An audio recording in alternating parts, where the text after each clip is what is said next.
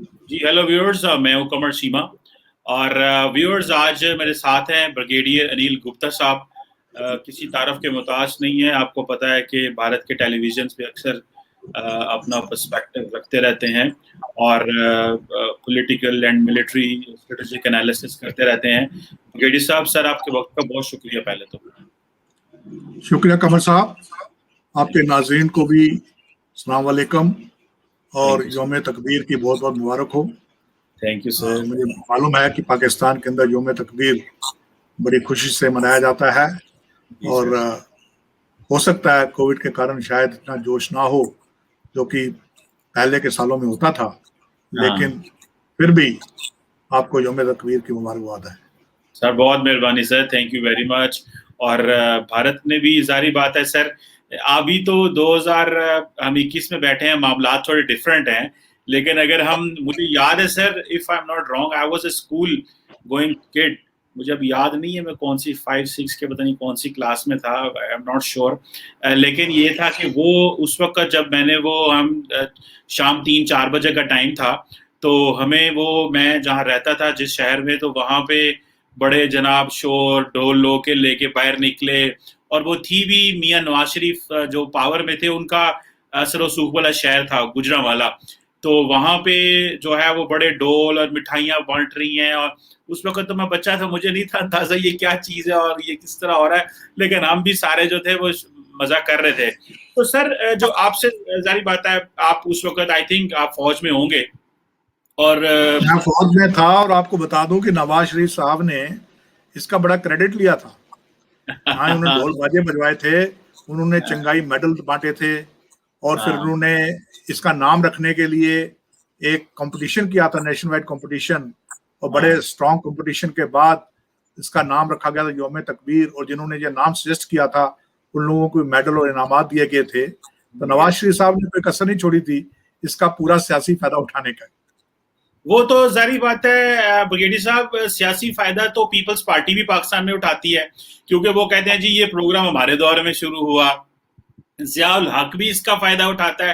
हालांकि देखें ना कि फौजी नॉर्मली वो कहते हैं जनाब के न्यूक्लियर की तरफ जाना चाहिए, लेकिन अयूब खान पाकिस्तान में he was not inclined for that. और ये भुट्टो साहब ने फैसला किया, उन्होंने कहा हम घास खाएंगे और हम जो है ना ये जरूर बनाएंगे। और आपको पता है इसके पीछे बहुत ज्यादा मोटिवेशन थी। और वो आपने तो एटम फॉर पीस किया 1971 में, जो आपने आई थिंक टेस्ट किया, उसके बाद फिर हमारे भी यहाँ सोच डेवलप होना शुरू हो गई। और मैंने, अभी तो इतना मैं एक्टिव नहीं हूँ, लेकिन मैंने मास्टर्स न्यूक्लियर नॉन प्रोलिफरेशन में किया इंडिया पाकिस्तान। मैंने fissile material cut off treaty पे मैंने अपना थीसिस किया था मास्टर्स का, इधर इंटरनेशनल रिलेशंस में। तो मुझे वो बहुत ज्यादा इंटरेस्ट था और हमें यहाँ पे बड़ा इंटरेस्ट था कि ये क्या हो रहा है। तो वो मैंने सारी चीजें पढ़ी उस वक्त। तो ब्रिगेडियर साहब ये बताएं कि, और मैंने उस वक्त एल के अडवाणी का भी पढ़ा और इंडिया के अंदर भी था कि भाई अभी तो हमने खत्ते का बैलेंस बदल दिया है और इंडिया जो है वो अब एक बड़ी सुपीरियर नेशन है। और उनको था कि शायद पाकिस्तान के पास पता नहीं है या नहीं है, वट एवर जो भी है, लेकिन शायद एक इंडिया की स्ट्रेटेजिक कम्युनिटी और पॉलिटिशियंस को पता हो कि पाकिस्तान ने न्यूक्लियर वेपन एक्वायर कर लिया है। तो इंडिया के अंदर, फौज के अंदर क्या पर्सपेक्टिव था कि ये पाकिस्तान ने जो न्यूक्लियर टेस्ट कर लिया है, क्या इससे बैलेंस ऑफ पावर रिस्टोर हो गया है, या आप एज ए फौजी इसको कैसे देख रहे थे ब्रिगेडियर साहब? देखिए, मेरा इसको पूरा डिफरेंट व्यू पॉइंट है, वो मैं धीरे में आपको बताऊंगा। पहले मैं ये कहना चाहूंगा कि ये 1974 की बात है, मैं फौज में था जब ये स्माइलिंग बुद्धा हुआ था। और 1972 में भुट्टो साहब ने फेमस ये वाकयात कहे थे कि हम तो घास भी खाएंगे लेकिन एटम बम जरूर बनाएंगे, और अगर 1000 साल भी हमें घास खानी पड़ी तो हम खाएंगे। लेकिन कमर चीमा साहब, मुझे बड़े अफसोस का कहना पड़ता है कि भुट्टो साहब ने कहा तो सही, आपने एटम बम बना तो लिया, लेकिन एटम बम बनाने के बाद तो घास खाने की नौबत नहीं आनी चाहिए थी ना। एटम बम बनाने के बाद भी आज पाकिस्तान में घास खाने की नौबत आ रही है, तो क्या फायदा हुआ एटम बम बनाने से, मैं ये जानना चाहूंगा। यहां तक बात कही आपने, हमारी क्या रिएक्शन थी, और हमने कहा कि खित्ते के अंदर बैलेंस ऑफ पावर टिल्ट हो गया है और भारत एक बहुत बड़ी सुपर पावर बन गया है। देखिए, हमारा न्यूक्लियर प्रोग्राम जो था, it started as a peaceful nuclear program, smiling Buddha. लेकिन कहीं ना कहीं पे देयर वाज हिडन मैसेज, क्योंकि पाकिस्तान काफी गुस्ताखी कर रहा था। किस प्रकार आपके साइंटिस्ट लगे हुए थे डिजाइन चोरी करने के और मटेरियल चोरी करने के, ये सब पेपर्स में आज मीडिया में काफी हाईलाइट हो चुका था। तो इसलिए भारत ने कहीं ना कहीं एक मैसेज दे दिया कि आप ये मत सोचें कि आप ही न्यूक्लियर पावर हासिल कर सकते हैं। तो हमने पीसफुल एक्सप्लोजन किया, it was meant purely peaceful, पर कहीं ना कहीं उसमें मैसेजिंग थी, and I am very sure that messaging got through the right quarters. और उसके बाद आपने इसको एक मजहबी तस्वीर दी। कहा गया if Christians and Jews can have a bomb, why can't Muslims have a bomb? मतलब साफ था। भुट्टो साहब को मालूम था कि मेरे पास पैसा तो है नहीं, इसलिए पैसा तो मैंने बाकी मुस्लिम अमीर देशों से लेना है, और उसी फंडिंग के लिए उन्होंने एक मुस्लिम बॉम्ब का ऐलान किया। और उसके बाद क्या हुआ आप अच्छी तरह जानते हैं। और फिर आया वो वक्त जिसकी आज आप जो तकबीर मना रहे हैं। पहले हमने जैसा आपने कहा कि 2 धमाके किए, 2 दिन अलग अलग धमाके किए, और उसके बाद आपने 28 और 30 तारीख को चिंगाई 1 चिंगाई 2 किया, और आपने भी ये दिखा दिया। और आपके मुल्क के अंदर भी ये कहा गया अब बैलेंस ऑफ पावर बदल चुका है, हमने न्यूक्लियर डिटरेंस हासिल कर ली है, और हम न्यूक्लियर डिटरेंस के जरिए भारत को मुंह तोड़ जवाब देंगे। आपका nuclear programme weaponisation, nuclear weaponisation was country specific, not threat specific. It was against India, it was against Hindus. लेकिन our nuclear program was not like that. We had threat from China, and much larger threat. So our nuclear program was based on a realistic assessment of threat and to ensure that we are not taken by surprise in the subcontinent. ये था हमारा nuclear programme, और बाद में दुनिया ने इस बात को माना भी, और इसीलिए हमें धीरे धीरे सैंक्शन भी हटा दी गई, और हमें वो जो फिसाइल ट्रीटी मटेरियल एग्रीमेंट था उसमें भी शामिल कर लिया गया। फिर जो टेक्नोलॉजी ट्रांसफर वाला था उसमें भी कर लिया गया। सिर्फ न्यूक्लियर सप्लायर्स ग्रुप में हम अभी तक नहीं जा सके, thanks to China, but China has got a veto power there. तो ये भारत का nuclear program, it was a peaceful program with no first use declared policy, threat specific, which the world powers recognized, and we were happily admitted into the nuclear club. लेकिन मैं पाकिस्तान के साथ ऐसा नहीं कहूंगा, क्योंकि आपने न्यूक्लियर बॉम्ब बनाया डेटरेंस के लिए। I fully agree. Nuclear weapons offer deterrence. They are not meant to be used. They are meant to be kept as a threat in being. अगर आपने न्यूक्लियर वेपन्स बना ली, आपने भारत के साथ बैलेंस ऑफ पावर रिस्टोर कर लिया, उसके बाद क्या जरूरत थी कि आप दहशतगर्दी को अंजाम देते, आप अपनी फौज की वेपनाइजेशन करते, और एक नई किस्म की खित्ते के अंदर आर्म्स रेस शुरू करते। आपको चाहिए था कि न्यूक्लियर वेपन बनाने के बाद आप वो सब पैसा जो आप अपनी फौज के ऊपर लगाते थे या दहशतगर्दी में लगाते थे, वो सारा पैसा देश की बढ़ोतरी के लिए, गुर्बत को हटाने के लिए, देश की डेवलपमेंट के लिए, तरक्की के लिए, देश की इकोनॉमी को सॉलिड फुटिंग देने के लिए इस्तेमाल करनी चाहिए थी। लेकिन ऐसा हुआ नहीं। ये एक शिकवा है मेरा पाकिस्तान के साथ। अगर पाकिस्तान न्यूक्लियर वेपनाइजेशन को अच्छी तरह से इस्तेमाल करता और अपनी जो उन्होंने फर्स्ट यूज पॉलिसी डिक्लेयर कर रखी थी उस पर कायम रहते, that was more than enough. लेकिन आपने उसके बाद उसका अपना मजाक बनाया, बार बार इसकी धमकियां देकर न्यूक्लियर ब्लैकमेलिंग करने की कोशिश की, कोई असर नहीं पड़ा। और तो और आप एक कदम आगे निकल गए, आप टैक्टिकल न्यूक्लियर वेपन्स की बात करने लगे। टैक्टिकल न्यूक्लियर वेपन्स कौन इस्तेमाल करता है भाई? क्या आप अपने इलाके के अंदर न्यूक्लियर वेपन गिराएंगे? टैक्टिकल न्यूक्लियर वेपन कब इस्तेमाल की जाएगी? when there will be penetration into your territory, उस वक्त क्या आप जो दुश्मन पेनिट्रेट कर रहा है वो तो फुली प्रिपेयर्ड होकर आएगा एनसीडब्ल्यू वॉरफेयर के लिए, लेकिन क्या अपने लोगों को, अपने इलाके के में अपने लोगों के ऊपर, अपने खित्ते के आप न्यूक्लियर वेपन्स ड्रॉप करेंगे, वहां पे इस्तेमाल करेंगे? क्या मजाक था ये? और आपके मिनिस्टर्स ने कैसे कैसे बयान दिए कि ये हमने दिवाली के लिए थोड़े रखे हुए हैं और ये तो हमारे पास किलोग्राम और पता नहीं कितने ग्राम के हमने न्यूक्लियर वेपन बना रखे हैं जो हम इस्तेमाल करेंगे। तो मैं यहीं पर छोड़ता हूं, आपका मौक़िफ़ भी जानना चाहूंगा, लेकिन मैं ये बार बार कहूंगा कि पाकिस्तान ने एक गोल्डन अपॉर्चुनिटी खो दी न्यूक्लियराइजेशन के बाद to improve the fate of its country rather than it went to a reverse gear.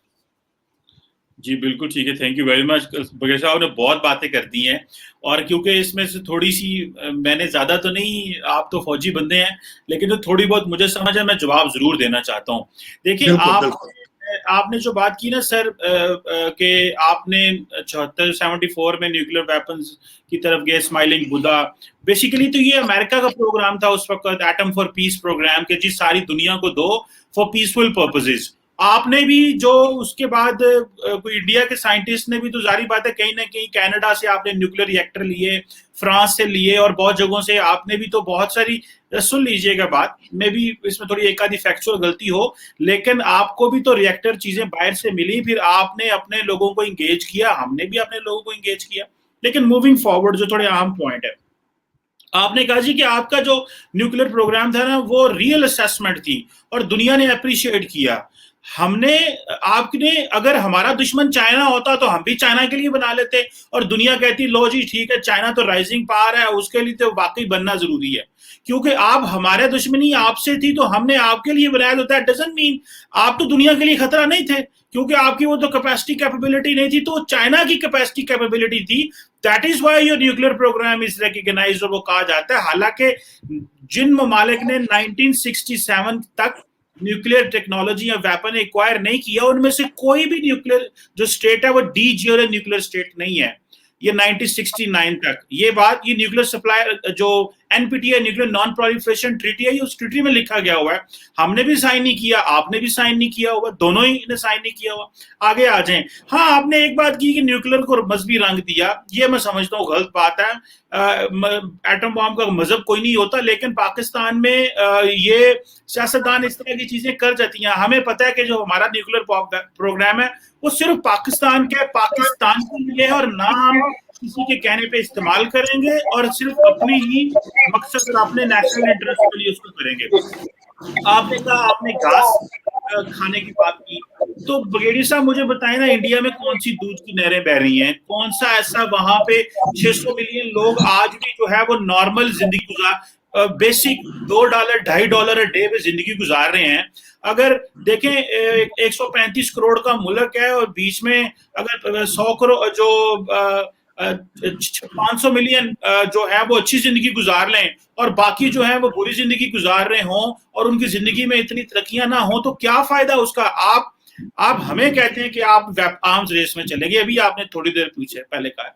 जब बघेड़ी साहब मुझे ये बताएं, पिछले 10 साल की सिपरी की रिपोर्ट निकाल लें, 2011 से लेके 19 तक, India was the first and the second largest arms importer in the world. Forget Pakistan, हमारी तो इतनी पसली नहीं है। जरा मेरी बात सुनिएगा, मैं थोड़े से पॉइंट लिख लिए थे ना। आप दुनिया के पहले या दूसरे नंबर पे बड़े आर्म्स इंपोर्टर रहे हैं सारे टेन्योर के अंदर।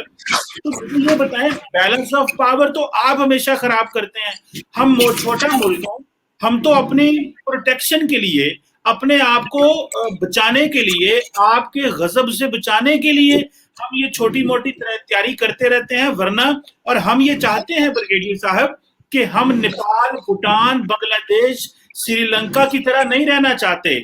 हम इस खित्ते में अपना लोहा भी मनवाना चाहते हैं, अपने आप को इज्जत से रखना चाहते हैं। ये नहीं कि भारत जो है जिस मुल्क में जो दिल करे वहां पे जाके कर दे, हम इस तरह भारत को वो नहीं करने देंगे। तो आपने बात की, ब्रिगेडियर साहब धमकी की बात करते हैं, एलके अडवाणी साहब से पूछ लें जब हुआ। आप हमारे वजीरों की बात करते हैं, वजीर देखिए, न्यूक्लियर वेपन पाकिस्तान का जो है ना वो एक बड़ी सेंसिटिव चीज है। यहाँ पे लोग बातें करते रहते हैं, ये मैं इसको अप्रिशिएट नहीं करता, और ना इसको मगरबी दुनिया में प्रॉपर्ली अप्रिशिएट किया जाता है। मैं एक दफा किसी गोरे के साथ बैठा हुआ था, मतलब मैं पर्सनल एक्सपीरियंस शेयर कर रहा हूँ, तो उन्होंने कहा यार ये पाकिस्तानी जो लोग हैं इस तरह बातें कर देते हैं कि एटमी जंग हो सकती है, ये चीजें इंडिया पाकिस्तान की हो सकती है, तो इससे फिर जो फॉरेन इन्वेस्टमेंट नहीं आती, लोग इस तरह आपका इमेज बनाते हैं।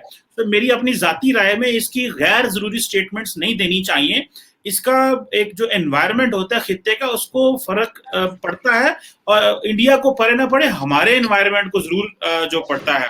एक आधा छोटा सा पॉइंट ब्रिगेडियर साहब रह गया, वो ये है कि आपने कहा कि nuclear weapon Hindus and India के लिए नहीं, हमने इंडिया के लिए बनाया है। हमने हम देखे एक इंडिविजुअल खड़ा होकर क्या बात करे, दैट डजंट मैटर, और लेकिन हमारा जो था वो इंडिया के लिए था, हिंदूज के लिए। That was your prime minister of your country जिसने ये कहा था। चले वो एक मेरा ख्याल है कि प्राइम मिनिस्टर जो होते हैं वो पॉलिटिकल इंसेंटिव्स के लिए बहुत कुछ कर देते हैं, जैसे कि भारत में भी कर देते हैं। आपने टेक्टिकल न्यूक्लियर वेपन की बात की, जो कि बड़ी अहम पॉइंट है। देखिए, आप अगर कोल्ड स्टार्ट जैसी न्यूक्लियर डॉक्ट्रिन्स इंट्रोड्यूस कराएंगे जिसमें ये कहेंगे कि जी क्योंकि इंडिया की जो ऑफेंसिव फोर्स हैं उनको बॉर्डर तक पहुंचते टाइम लग जाता है, तो डिफेंसिव कोर्स को आप इंटीग्रेटेड बैटल ग्रुप्स में कन्वर्ट करके पाकिस्तान पे हमला कर दो, और 72 घंटे और 72 to 96 आवर्स में कोई बड़ी अचीवमेंट ले लो, तो फिर हमारे पास क्या चॉइस रहती है? हमने न्यूक्लियर वेपन बनाए हैं जंग को रोकने के लिए ब्रिगेडियर साहब, और आपको ये बताने के लिए कि जो हमारी न्यूक्लियर थ्रेशोल्ड है उसको क्रॉस ना करें। हमने न्यूक्लियर वेपन कोई आपको चलाने के लिए नहीं बनाए, आपको रोकने के लिए बनाए हैं। ये जो बेलिजरेंट और आपका जो हॉस्टिलिटी वाला जो एनवायरनमेंट है, जो इंडिया के अंदर सोए या रात को वजीर आजम सब सोए होते हैं, सुबह बीजेपी की हुकूमत आती, कहते चलो यार 5 धमाके कर दो, चलो यार आज एक और कर दो। आप ना करते तो हमने कहाँ करने थे? हमने तो आपको देखा, बड़े भाई को देखा, बड़ा भाई थोड़ा शोखा हुआ था, हमने कहा शो ही ठीक कर लीजिए। लाइटर नोट में ये बात कर रहा हूं ब्रिगेडियर साहब। और दूसरी बात, आपने एक आखिरी पॉइंट रह गया, आपने बात की एनएसजी की, न्यूक्लियर सप्लायर ग्रुप की। मुझे ये बताएं ब्रिगेडियर साहब कि आपके ऊपर भी सैंक्शंस लगी थी, हमारे ऊपर भी सैंक्शंस लगी हुई थी ये धमाके करने के बाद। प्रेसिडेंट बुश 2005 में आई थिंक या 7 में आपके पास आए और उन्होंने आपके साथ न्यूक्लियर टेक्नोलॉजी का मुआहदा किया। उस वक्त उन्होंने इंटरनेशनल लॉ की वायलेशन की, एनपीटी के रजीम की वायलेशन की, ठीक है जी, और आपको टेक्नोलॉजी और आपको दे दी है वो सारी टेक्नोलॉजी ट्रांसफर की, जिसका पाकिस्तान चीखता चिल्लाता रहा कि भाई ये जो एनपीटी जो आपने रखी है इसका क्या काम है? इस मुल्क ने तो साइन भी नहीं किए हुए, ये de facto nuclear weapon state है लाइक पाकिस्तान, तो हमें क्यों आप जो है वो नहीं दे रहे? ये तो आप खित्ते में बैलेंस ऑफ इम्बैलेंस क्रिएट कर रहे हैं। और हमने ये बात अमेरिकन को बहुत दफा कही ब्रिगेडियर साहब कि आप ये ना करें, इससे माहौल खराब होगा और फिर प्रोपेगेंडा पाकिस्तान के बारे में होता रहा। और अभी आज इस पॉइंट के वाले से आखिरी बात कर लूं, इंटरनेशनल एटॉमिक एनर्जी एजेंसी ने ब्रिगेडियर साहब एक दफा नहीं 50 दफा कहा है। ये रिसेंटली 2018 में भी इंडिया आईए के आए हुए थे हेड पाकिस्तान, उन्होंने कहा कि पाकिस्तान का जो न्यूक्लियर प्रोग्राम है सेफ एंड सिक्योर है। अमेरिकी भी कह चुके हैं, पाकिस्तान में कोई एक वाकया नहीं मिलता कि इधर से जनाब कोई लोग यूरेनियम उठा के तो जाके वो मार्केटों में बेच रहे हो। ये 3 हफ्ते की पहले की बात है, इंडिया में यूरेनियम मार्केटों में बिक रहा था, लेकिन क्योंकि तुहाडे यूरोप ना अमरीका ना तलकात चंगे ने, वो पाइन गाली कोई नहीं। खैर है, इंडिया यूरेनियम बेचे तो no problem,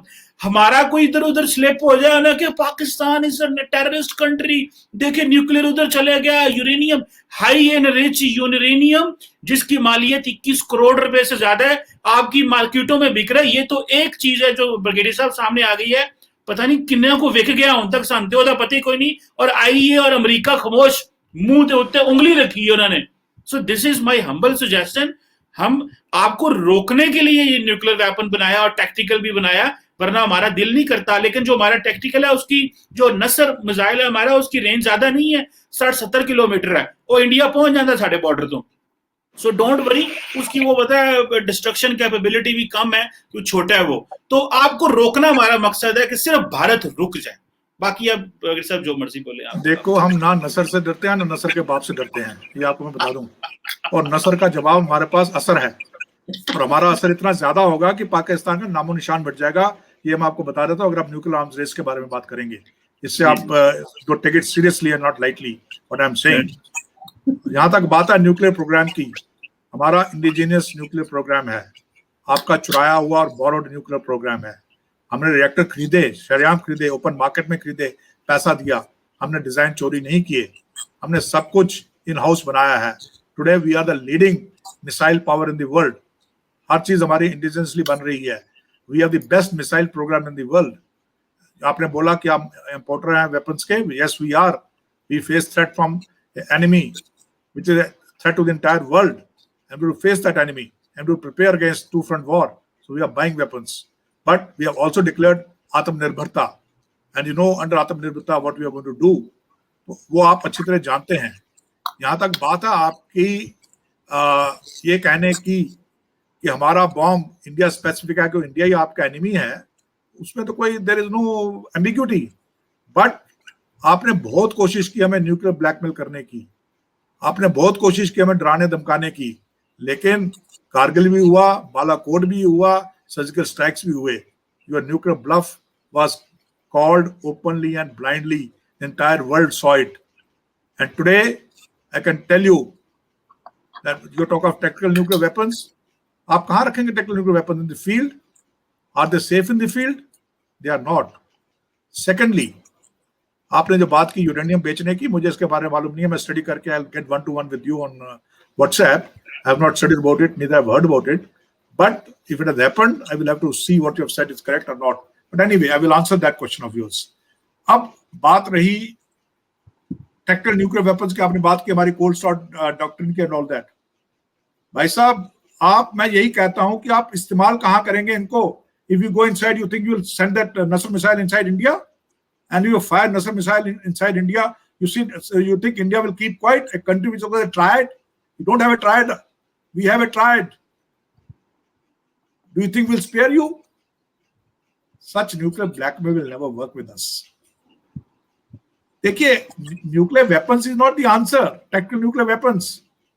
There's so much advancement in weaponry. Hypersonic weapons, directed energy weapons, laser weapons, these spy drones, killer drones. There are so many things to win the battle in the tactical area. आप nuclear weapons की क्यों बात करते हैं? Why you want to spend on nuclear weapons? And I told you, nuclear weapons spend करने के बाद भी अगर आप घास खा रहे हैं तो फिर क्या फायदा है nuclear weapons बनाने का? सोचिए इस बात को। हमारी इकोनॉमी इज नॉट dwindling. हमारी economy is not on the verge of collapse. It's your economy. आपको जरूरत है। आप अभी बार बार कोशिश कर रहे हैं हमारे साथ इकोनॉमिक रिलेशन बढ़ाने की। क्यों? It's need of the hour. आपको जरूरत है और आपके लोगों के भले के लिए चाहिए। आपका कॉटन इंडस्ट्री ऑलमोस्ट खत्म हो चुका है। चाइनीज कॉटन, ये Uyghur cotton is not acceptable anywhere. साथ ही साथ आपका जो प्रेफरेंशियल ट्रीटी आपको यूरोपियन यूनियन ने दे रखी थी, GSP प्लस स्टेटस, वो भी वापस लेने के लिए कह दिया because of your human rights violations and your blasphemy laws के होते चलते हुए। आपको मालूम है ये सब आपके पास दोहरा भार हो रहा है सब तरफ से। अगर कोई आपको बचा सकता है तो Indian cotton, that is why you want that. छोड़िए इस बात को भी, हम बात कर रहे हैं न्यूक्लियर वेपन्स की। न्यूक्लियर वेपन्स में मैं आपको ये बता दूं कि हमारा न्यूक्लियर प्रोग्राम पीसफुल है, but it's a real deterrent. We will not hesitate using these weapons when our national interest or national integrity is in threat or in danger. बिल्कुल सही है। इसमें मैं आपको बताऊं, ब्रिगेडियर साहब, छोटा सा पॉइंट है, वन पॉइंट है, बाकी नहीं मैं बात करूंगा। ये जो ये बात की जाती है ना, पाकिस्तान की इकोनॉमी खराब है, ये न्यूक्लियर वेपन के बनाने की वजह से खराब नहीं है। वो तो उधर तो पैसे ही कोई नहीं लगा था उस दौर में। 300, 400, 500 मिलियन डॉलर लग गया होगा, $1 बिलियन लग गया होगा। वो उससे चीजें खराब नहीं है। सुनिएगा सर, मेरी बात सुनिए। तो प्रॉब्लम वहां पे आती है जब लीडरशिप जो है ना, वो कोई इस तरह के डिसीजन, इकोनॉमी के हमारे पैसे यहाँ से ट्रांसफर हो गए, करप्शन, मनी लॉन्ड्रिंग, पता नहीं क्या क्या, वो एक इंटरनल डायनामिक्स है। लेकिन उसमें न्यूक्लियर जो है वो तो उस पर तो हमने टॉप प्रायोरिटी दी है। हमने पहले कहा है ब्रिगेडियर साहब, हमने मलेशिया जो है वो भूटान, श्रीलंका, मालदीव्स, नेपाल की तरह नहीं रहना। हमने एक ऑनरेबल स्टेट की तरह रह रहे हैं और आपके साथ वो शुरू से रह रहे हैं। अगला पॉइंट जो Let me answer this. आप नेपाल, बांग्लादेश, भूटान, श्रीलंका की तरह नहीं रहना चाहते हैं, हम भी नहीं रहना चाहते हैं। हम तो चाहते हैं सबको सुरक्षित रखना, इसलिए सार्क आया था। आपने सार्क को नाकाम कर दिया, इसलिए हमने बिम्स्टेक शुरू कर दिया। If you don't follow in line, we have alternatives. It is Pakistan which will be isolated. It is Pakistan which will get isolated, not India. India has got various options. So इसलिए because we are economically, industrially, technologically and politically much better off than what in Pakistan is today. It is, as you rightly said, it may be because of your leadership, but then the people in democracy, you deserve what you elect. That is your आपने चुना है, आपको उसका भुगतना पड़ रहा है। लेकिन हम जो है, ये आपका ये बार बार कहना कि बांग्लादेश ये वो they are also independent nation, they are sovereign nations, they have their own constitutions, they have their own way of dealing with India, but we believe in friendly relations. हम उनके साथ दोस्त रहते हैं, आपकी तरह नहीं डरा धमका के नहीं, या उन देशी उन मुल्कों को आईएसआई का बेस बनाना नहीं चाहते हैं। हम वहां पर टेररिज्म नहीं स्प्रेड करना चाहते हैं, हम वहां पर शांति, सॉफ्ट पावर, डेवलपमेंट ये लेके जाते हैं। चले, अच्छी बात है। वो आप हमारे लीडरशिप की बात करते हैं, बात तो नहीं मुझे करनी चाहिए, लेकिन ये जो बैड गवर्नेंस रिसेंटली 1-2 महीने में हुई, I don't want to go into it, लेकिन this is because of the vision of the leadership हुई है ना ब्रिगेडियर साहब। एंड अबव ऑल चले वो हो जाती है, प्रॉब्लम्स हो जाती हैं, no problem. There's no bad governance. We are a country which are not producing a single PPE. Today we are exporting PPEs. We have no ventilators. We are manufacturing ventilators. We are the one who fought the COVID. We fought the COVID. Really fought the COVID. Okay, the second wave, yes, has been killing. It has been dangerous, but we have not given up. We have taken it head on, and that is why within a month of 1.5 months, we have reached the plateau and we are now on the downward trend. Good. अच्छी बात है। लोगों को बचना चाहिए, ज्यादा से ज्यादा बचना चाहिए, and this is what we believe. लेकिन मैं कह रहा, जो मेरा पॉइंट था वो ये था कि लीडरशिप इस तरह के फैसले ले लेती है जिससे नुकसान हो जाते हैं कई दफा। लेकिन सर, आखिरी सवाल मैं आपसे बात करना चाह रहा हूँ। We had a very good discussion today, और बल्कि सर ये बताएं कि इंडियन आर्मी में आप सर्व कर रहे थे, what was the point of Indian army when Pakistan tested nuclear weapon? क्या अंदर वो जो एक थीम थी, एक जो एक आप जारी बात है सुपीरियरिटी कॉम्प्लेक्स होगा, एक सेंस ऑफ ट्रायम्फ होगी आपके अंदर, और एक आपके अंदर वो जो फीलिंग होती है फौज के अंदर, जो कि होनी भी चाहिए हर मुल्क के अंदर, कि भाई हमारे स्ट्रेटेजिक कम्युनिटी ने, पॉलिटिकल लीडरशिप ने, फौज ने ये फैसले किए, और आपने 13 और 11 मई को टेस्ट किए। जब पाकिस्तान ने किए तो what was the mindset in Indian army? It was an expected reaction. We had always thought that Pakistan would react, and we anticipated that. It happened that way. But we went wrong in thinking. We thought, yes, now that Pakistan has acquired deterrence, Pakistan will mend its ways.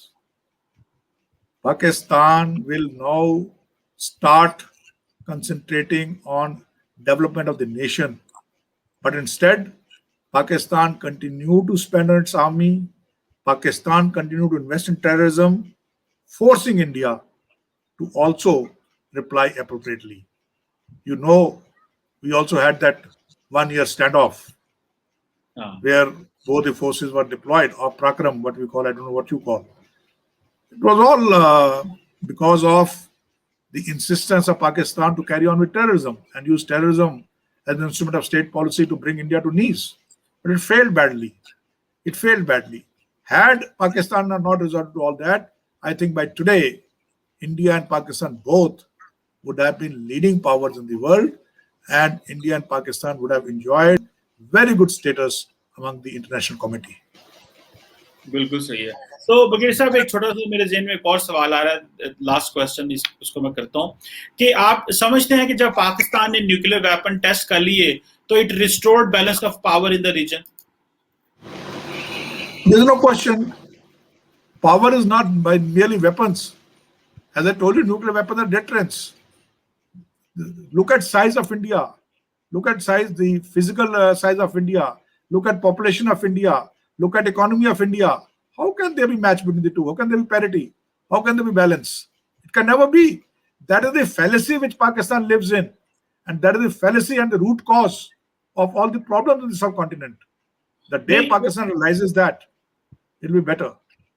नहीं, हम आपका वो जारी बात है आपका, तो हम तो सिर्फ अपने आप को बचाने के लिए और आपको मजबूर करने के लिए पाकिस्तान पे कोई बेलिजरेंट एक्शन ना करें, हम तो सिर्फ इस हद तक थे। बाकी आपकी पॉपुलेशन साइज वो जारी बात है। ये किया जब भी आपने रेड लाइंस क्रॉस की, we taught you a lesson. You cross the red line in Kargil, we taught you a lesson. You cross the red line in Pulwama, we taught you a lesson. So जब भी आपने red line cross की, हमने we are never been belligerent. But जब भी आपने हमारा patience test किया, जब भी आपने हमारी ड्रॉ की रेड लाइन जो लक्ष्मण रेखा हम कहते हैं उनको क्रॉस किया, you were paid for that.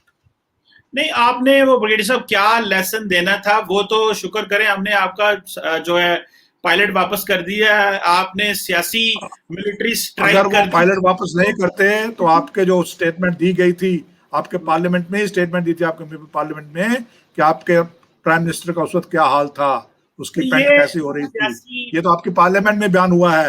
और यही बयान आपके एक रिटायर्ड ब्यूरोक्रेट ने भी दिया है जो कि आपके डिप्लोमेट रह चुके हैं। हकीकत आप जानते हैं, आप उसको जैसे मर्जी हंस के जैसे मर्जी टाल दें, लेकिन हकीकत आप भी जानते हैं, पूरी दुनिया भी जानती है। नहीं चले, वो आपकी बात ठीक है, जारी बात है, आपका एक मौकफ है, क्योंकि पाकिस्तानी पार्लियामेंटेरियन ने कह दिया, ये एक दूसरे को सियासी स्कोर करते रहते हैं, पर उनको ये नहीं पता होता कि नेशनल सिक्योरिटी इश्यूज पे क्या कॉस्ट आ सकती है। आप देखें ना, वो हमने आपके जहाज को, आप तो रात की अंधेरे में आते हैं, हम दिन की रोशनी में मारते हैं, और मारते भी हैं और दिखाते भी हैं, देखो ऐ कीता है। आप तो वो that is because you are taken by surprise. You are sleeping. You are caught napping and sleeping. अगर आपने हिम्मत होती तो you would have attempted a reversal at the same time. Your air force did not react. Brigadier साहब, मैं एक छोटे से पॉइंट कर लूं, और ना ही आपको कैपेबिलिटी थी नाइट फ्लाइंग की। मैं एक बात बताऊं आपको, हम आपको कहते हैं कि ठीक है जरूर करें जो अगर आप कुछ आपके वो हैं, लेकिन दिन को, ये रात को जब वो सब सोए होते हैं तो कहते हैं हम गए, हमने पेलोड गिराया, हम निकल आए। हमने तो पकड़ा, मारा, गिराया और दुनिया के सामने पायलट दिया, और लोगों ने ये कहा ये है स्टेट्समैनशिप कि किस तरह हमने आपका F-16 गिराया था, हमने आपका F-16 गिराया था, आप अपने पायलट को आपने लिंच किया, वो क्या हुआ? उसने देखा, वो भी जग जाहिर है, वो भी दुनिया ने देखा है। ब्रिगेडियर साहब, आखिरी बात करने लगो, अमेरिकन नहीं मानते कि हमारा कोई F-16 गिरा, हमारा F-16 that's American ego. That's American ego. चले, thank you very much. It's always a pleasure talking to you and sharing thoughts with you. No ill will was meant. It was a purely professional discussion. हाँ, बिल्कुल sir. Thank you, brigadier साहब। Thank you. Thank you very much.